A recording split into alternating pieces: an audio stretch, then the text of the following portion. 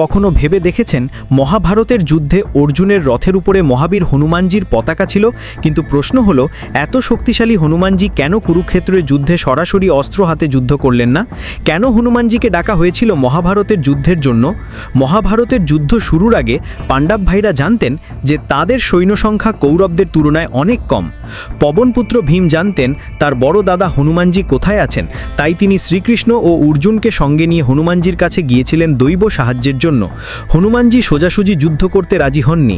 হনুমানজি বললেন, আমি যদি স্বয়ং যুদ্ধ করি তবে এক মুহূর্তে সবকিছু শেষ হয়ে যাবে। তার শক্তি এত বেশি যে তিনি একাই সম্পূর্ণ কৌরব পক্ষকে পরাজিত করতে পারতেন। মহাভারতের যুদ্ধ ছিল ধর্মযুদ্ধ। এই যুদ্ধে মানুষের বীরত্ব ও নৈতিকতার বিচার হওয়ার কথা ছিল। হনুমানজির মতো একজন মহাদেবতার অংশগ্রহণে সেই ন্যায্যতার ভারসাম্য পুরোপুরি নষ্ট হয়ে যেত।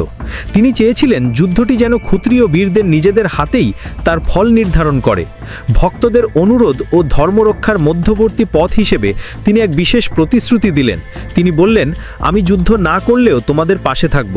হে কৃষ্ণ, তোমার চালানো রথের ধ্বজা অর্থাৎ পতাকায় আমি অবস্থিত থাকব।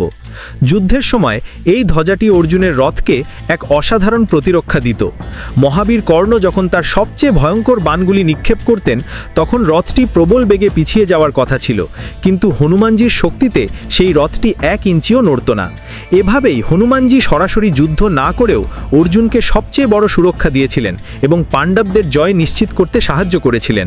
তিনি ছিলেন অদৃশ্য এক রক্ষাকর্তা, যিনি ধর্মের জয়কে সুনিশ্চিত করেছিলেন। হনুমানজির ভক্ত হলে একটা লাইক অবশ্যই করুন, আর শ্রীকৃষ্ণের ভক্ত হলে কমেন্টে হরে কৃষ্ণ লিখতে ভুলবেন না।